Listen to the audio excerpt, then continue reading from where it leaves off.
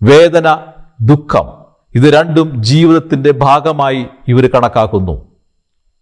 നാം ഒരാളോട് വേദനയെക്കുറിച്ച് സംസാരിക്കുമ്പോൾ, ദുഃഖത്തെക്കുറിച്ച് സംസാരിക്കുമ്പോൾ എല്ലാവരും പറയുന്നു അത് ജീവിതത്തിൻ്റെ ഭാഗമാണ്, നാം അത് അനുഭവിക്കാൻ ബാധ്യസ്ഥരാണ്. ജീവിതം സുഖദുഃഖ സമ്മിശ്രമാണ് എന്നാണ് ഇവരെല്ലാവരും പറയുന്നത്. മാത്രമല്ല മതങ്ങളും തത്വശാസ്ത്രങ്ങളും എല്ലാം ഇത് തന്നെയാണ് വിളിച്ചു പറയുന്നത്. ജീവിതം സുഖദുഃഖ സമ്മിശ്രമാണ്. വേദനയും ദുഃഖവും ജീവിതത്തിൻ്റെ ഭാഗമായി കണക്കാക്കി നാം ജീവിക്കണം. ഇതെന്തൊരു വരട്ട് തത്വശാസ്ത്രമാണ്! ഒന്ന് ആലോചിച്ച് നോക്കുക. നാം എന്തിന് വേദനയും ദുഃഖവും ജീവിതത്തിൻ്റെ ഭാഗമായി കണക്കാക്കണം? ഇതാണ് ബോധശാസ്ത്രം ഏറ്റവും പ്രധാനമായി ഉയർത്തിക്കാണിക്കുന്ന ഒരു പ്രധാനപ്പെട്ട ആശയം.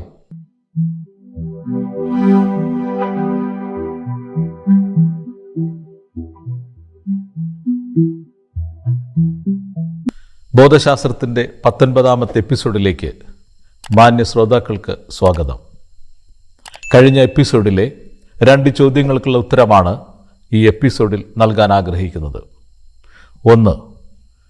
ബുദ്ധൻ ദൈവമാണോ? ഉത്തരം: ബുദ്ധൻ ദൈവമല്ല. പിന്നെ ബുദ്ധൻ ആരാണ്? ജാഗ്രത്തിലെ ഗോപാലൻ എന്ന നിരീക്ഷകൻ ജാഗ്രത്തിനേക്കാൾ ഉയർന്ന ബോധതലമായ ബുദ്ധൻ്റെ ബോധതലത്തിലേക്ക് ഉണരുമ്പോൾ അവിടെ ഗോപാലൻ ബുദ്ധൻ എന്ന നിരീക്ഷകനായി മാറുന്നു. എന്താണ് ഈ 2 ബോധതലങ്ങളും തമ്മിലുള്ള വ്യത്യാസം? ബുദ്ധൻ്റെ ബോധത്തിലേക്ക് ഉണരുന്ന ഗോപാലൻ ഇവിടെ 2 കാര്യങ്ങൾ മാത്രമാണ് കാണുന്നത്. 1, ഒരു വ്യക്തമായ അറിവ്. തൻ്റെ ജീവിതവും ജീവനും തൻ്റെ സങ്കല്പങ്ങളായിരുന്നുവെന്ന വിചിത്രമായ ഒരറിവാണ് ഗോപാലൻ്റെ, അല്ലെങ്കിൽ നിരീക്ഷകനായ ഗോപാലൻ ബുദ്ധനായി മാറുമ്പോൾ അവിടെ സംഭവിക്കുന്നത്. 2, തൻ്റെ ജീവനും ജീവിതവും വേദന പകരമായി കൊടുത്ത് പദാർത്ഥവും ഊർജവും കൊണ്ടുണ്ടാക്കപ്പെട്ട, അല്ലെങ്കിൽ പദാർത്ഥവും ഊർജവും കൊണ്ട് പ്രക്ഷേപണം ചെയ്യപ്പെടുന്ന ജാഗ്രത്തുന്ന ഒരു സ്വപ്നം കണ്ടുകൊണ്ടിരിക്കുകയായിരുന്നു എന്നുള്ള അനുഭവം.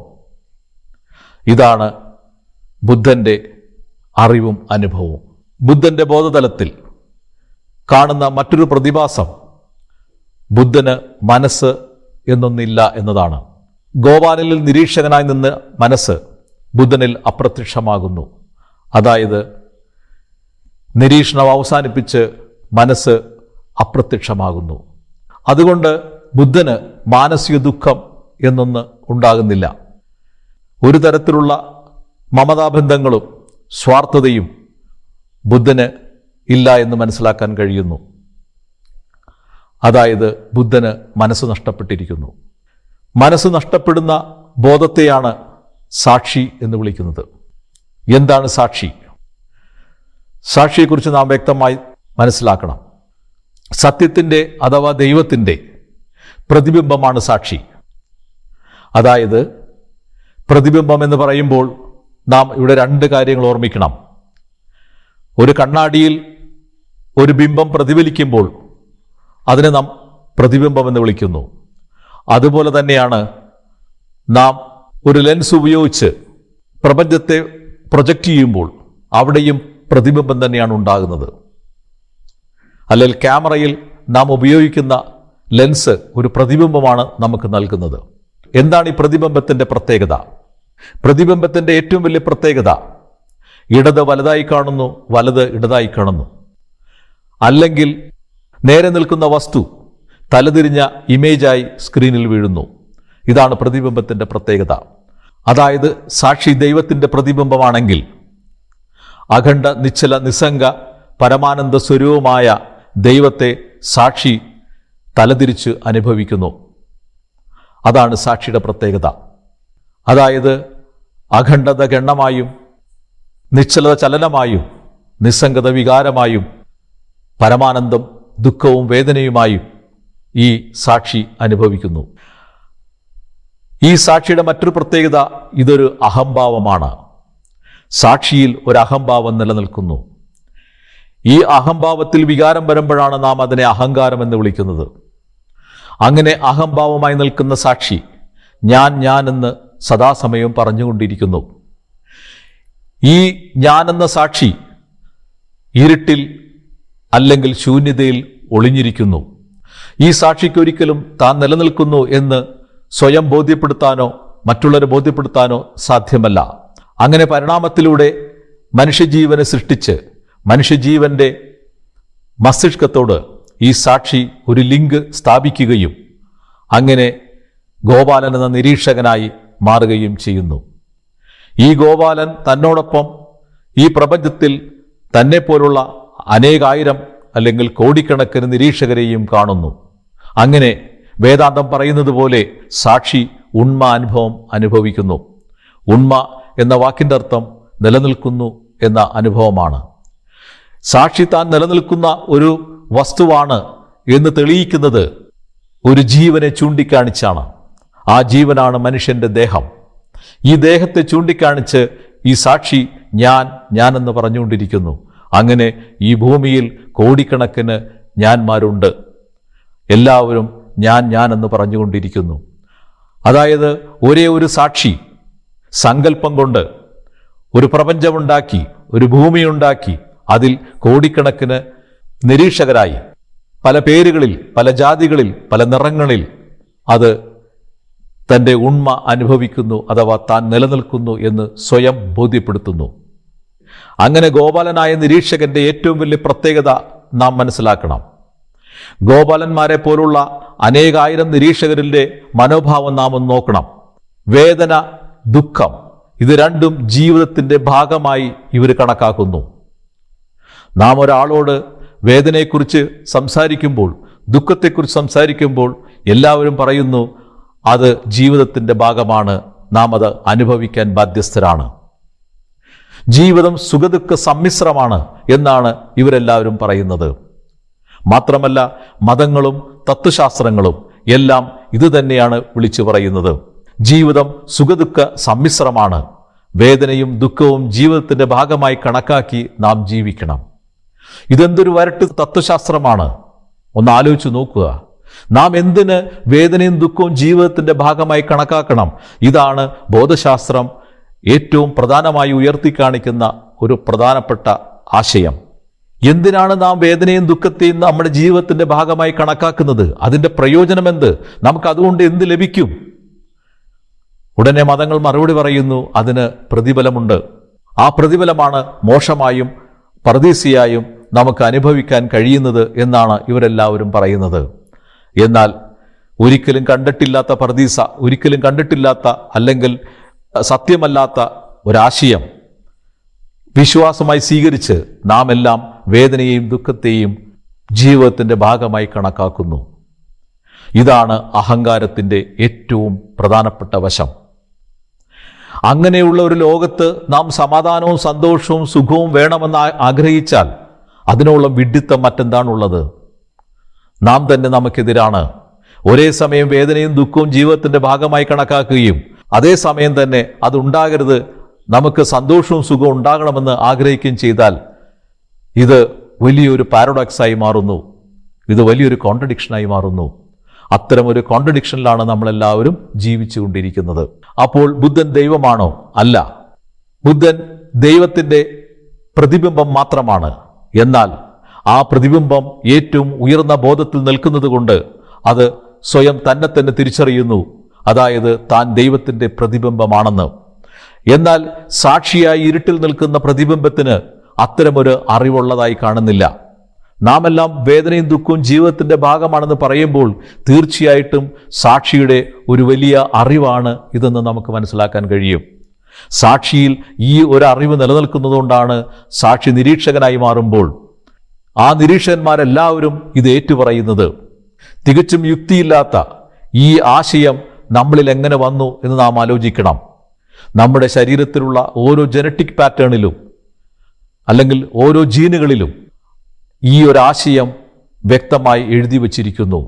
അതിനെ ബോധം റീഡ് ചെയ്യുമ്പോൾ നാം നമ്മെ തന്നെ മറന്നുകൊണ്ട് അസത്യമായ ഒന്ന് നാം അംഗീകരിക്കുന്നു.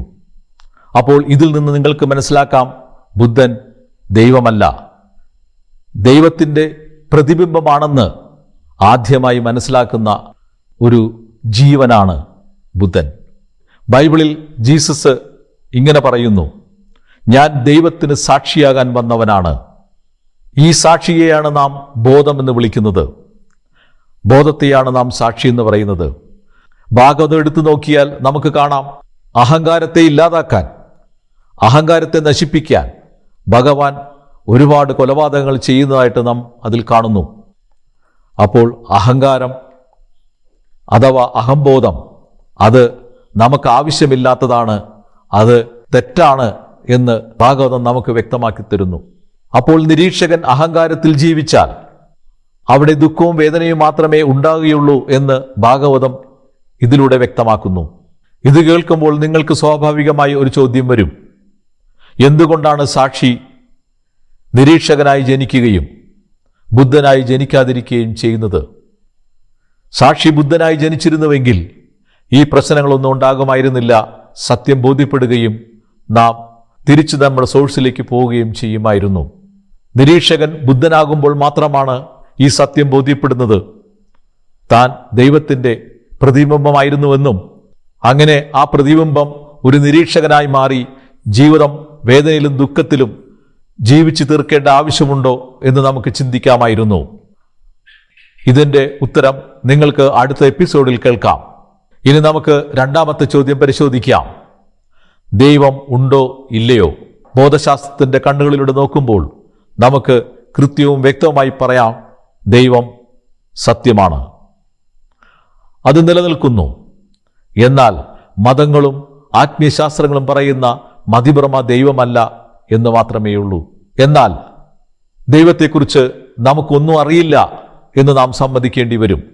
ഇത് ഞാൻ നിങ്ങളോട് മറ്റൊരു എപ്പിസോഡിൽ പങ്കുവെച്ച കാര്യമാണ്. അതായത് ദൈവത്തെക്കുറിച്ച് നമുക്കൊന്നും അറിയില്ല. എന്നാൽ ദൈവത്തിൻ്റെ സാന്നിധ്യം ബോധമായും സാക്ഷിയായും നിരീക്ഷകനായും നമ്മുടെ കൂടെയുണ്ട്. ക്വാണ്ടം ഫിസിക്സിൽ ടണലിംഗ് എന്ന് പറയുന്ന ഒരു ഇഫക്റ്റ് ഉണ്ട്. ഈ ഇഫക്റ്റിൻ്റെ കാരണം എന്താണെന്ന് ശാസ്ത്രത്തിന് അറിയില്ല. എന്നാൽ നാം ഈ ഇഫക്റ്റ് ഭംഗിയായി നമ്മുടെ ടെക്നോളജികളിൽ ഉപയോഗിക്കുന്നു. അതിൽ നിന്ന് നമുക്കൊരു കാര്യം വ്യക്തമാണ്, ഒരു സത്യത്തെ അല്ലെങ്കിൽ ഒരു പ്രതിഭാസത്തെ, അതിൻ്റെ സാന്നിധ്യത്തെ നമുക്ക് ചില ലക്ഷണങ്ങൾ കൊണ്ട് മനസ്സിലാക്കാൻ സാധിക്കും, തെളിയിക്കാൻ സാധിക്കും. അപ്പോൾ നാം ദൈവത്തെ മനസ്സിലാക്കുന്നതും ദൈവം നിലനിൽക്കുന്നു എന്ന് നാം ഉറപ്പിക്കുന്നതും നമ്മളിൽ ബോധം തിരിച്ചറിവായി നിലനിൽക്കുന്നത് കൊണ്ടാണ്. ബോധമാണ് അതിൻ്റെ തെളിവ്. ബോധം സാക്ഷിയായി നിൽക്കുന്നതാണ് അതിൻ്റെ തെളിവ്. ഈ സാക്ഷിയിൽ അഹങ്കാരമായി നിൽക്കുന്ന ഞാൻ ദൈവത്തിൻ്റെ നിഴല് തന്നെയാണ്, അല്ലെങ്കിൽ ദൈവത്തിൻ്റെ പ്രതിബിംബം തന്നെയാണ്. പക്ഷേ പ്രതിബിംബത്തിന് ഒരിക്കലും ബിംബത്തിനോട് തുല്യമാകാൻ സാധ്യമല്ല. ബിംബവുമായിട്ട് പ്രതിബിംബത്തിന് ഒരുപാട് വ്യത്യാസമുണ്ട്. അത് നാം അംഗീകരിച്ചേ പറ്റൂ. അപ്പോൾ ദൈവം നിലനിൽക്കുന്നു, എന്നാൽ ദൈവത്തെക്കുറിച്ച് നമുക്ക് ഒന്നും തന്നെ അറിയില്ല. സൂര്യനെക്കുറിച്ച് നമുക്ക് വളരെ കുറച്ച് കാര്യങ്ങളെ അറിയാൻ പാടുള്ളൂ. അത് നാം എങ്ങനെയാണ് മനസ്സിലാക്കുന്നത്? സൂര്യനിൽ നിന്ന് വരുന്ന പ്രകാശത്തെ നാം അനലൈസ് ചെയ്തിട്ടാണ് നാം സൂര്യനെക്കുറിച്ച് ചില നിഗമനങ്ങളിൽ എത്തിയിരിക്കുന്നത്. അല്ലാതെ സൂര്യനിൽ നാം നേരിട്ട് പോയി നോക്കിയിട്ടില്ല. സൂര്യൻ്റെ സാന്നിധ്യം നമുക്ക് പ്രകാശത്തിലൂടെ നാം അറിയുക മാത്രമാണ്. വേദാന്തത്തിൽ ഘടാകാശം എന്ന് പറയുന്ന ഒരു ഉപമ നമുക്ക് കാണാം. അതായത് സൂര്യൻ്റെ പ്രതിബിംബം 1000 കുടങ്ങളിൽ നിറച്ചു വെച്ചിരിക്കുന്ന വെള്ളത്തിൽ 1000 സൂര്യന്മാരായിട്ട് പ്രതിബിംബിക്കും എന്ന് പറയുന്നൊരു ഭാഗമുണ്ട്. അതുപോലെയാണ് ഇവിടെ സാക്ഷി നിരീക്ഷകനായി കോടിക്കണക്കിന് മനുഷ്യരായി വ്യത്യസ്ത ദേഹങ്ങളിൽ ഞാനെന്ന് സ്പന്ദിച്ചുകൊണ്ടിരിക്കുന്നത്. ഈ ഞാനിൻ്റെ ഏറ്റവും വലിയ പ്രത്യേകത എന്താണ്? ഈ ഞാൻ താൻ കാണുന്ന പ്രപഞ്ചവും താൻ കാണുന്ന ജീവജാലങ്ങളും തൻ്റെ ദേഹവും ഉൾപ്പെടെയെല്ലാം സത്യവും യഥാർത്ഥവുമെന്ന് വിശ്വസിക്കുന്നു, അല്ലെങ്കിൽ അംഗീകരിക്കുന്നു. അതാണ് ഈ നിരീക്ഷകന്റെ ഏറ്റവും വലിയ പോരായ്മ. അങ്ങനെ ഇതെല്ലാം റിയലാണെന്ന് ബോധ്യപ്പെട്ടാൽ ആ നിമിഷം അവിടെ മമതാബന്ധം എന്ന സ്വാർത്ഥത പ്രത്യക്ഷപ്പെടും. ഇതെല്ലാം എൻ്റെതാകണം, ഭൂമി എൻ്റെതാകണം, ഭാര്യ എൻ്റെതാകണം, മക്കൾ എൻ്റെതാകണം, സ്വത്തുക്കൾ എൻ്റെതാകണം, സ്വർണം എൻ്റെതാകണം. അങ്ങനെ ഭൂമിയിൽ കാണുന്ന എന്തും, തനിക്കിഷ്ടമുള്ളതെന്തും, തന്നെ സന്തോഷിപ്പിക്കുമെന്ന് തോന്നിപ്പിക്കുന്ന എന്തും താൻ സ്വന്തമാക്കാൻ ശ്രമിക്കുന്നതിനെയാണ് മമതാബന്ധം, അല്ലെങ്കിൽ അത് തനിക്ക് വേണമെന്ന് ആഗ്രഹിക്കുന്നതിനെയാണ് മമതാബന്ധം എന്ന് നാം പറയുന്നത്. ഈ മമതാബന്ധവും കൂടി വന്നു കഴിഞ്ഞാൽ നിരീക്ഷകൻ ജാഗ്രത എന്ന് പറയുന്ന ബോധമണ്ഡലത്തിൽ അല്ലെങ്കിൽ ബോധതലത്തിൽ ട്രാപ്റ്റായി പോകുന്നു, അഥവാ കുടുങ്ങിപ്പോകുന്നു. പിന്നീട് അവനൊരിക്കലും അതിൽ നിന്ന് മോചനമില്ല. കാരണം നിരീക്ഷകനെ സംബന്ധിച്ച് തൻ്റെ ബന്ധുക്കളും സ്വത്തുക്കളും തൻ്റെ വീടും എല്ലാം അവന് യഥാർത്ഥമാണ്. അതുകൊണ്ട് ആ യാഥാർത്ഥ്യബോധം നഷ്ടപ്പെടാതെ ഒരിക്കലും അവന് ഇതിൽ നിന്നും മോചനമില്ല, അല്ലെങ്കിൽ മറ്റൊരു ബോധതലത്തിലേക്ക്, അല്ലെങ്കിൽ ഇതിനേക്കാൾ ഉയർന്ന ബോധതലത്തിലേക്ക് അവന് പോകാൻ സാധ്യമല്ല, അല്ലെങ്കിൽ ഉണരാൻ സാധ്യമല്ല. ജാഗ്രത എന്ന ബോധതലത്തിൽ നിരീക്ഷകരായ നാം മനസ്സിലാക്കേണ്ട ഒരു സത്യമുണ്ട്. ജാഗ്രതയിൽ ഏത് അനുഭവമാണ് ഏറ്റവും യാഥാർത്ഥ്യം കൂടിയ അനുഭവം? അത് നമുക്ക് മനസ്സിലാക്കാൻ കഴിഞ്ഞാൽ നമുക്ക് ജാഗ്രതയുടെ പൊള്ളത്തരം വളരെ എളുപ്പത്തിൽ മനസ്സിലാക്കാൻ കഴിയും. വേദനയാണോ യാഥാർത്ഥ്യം? സുഖമാണോ യാഥാർത്ഥ്യം?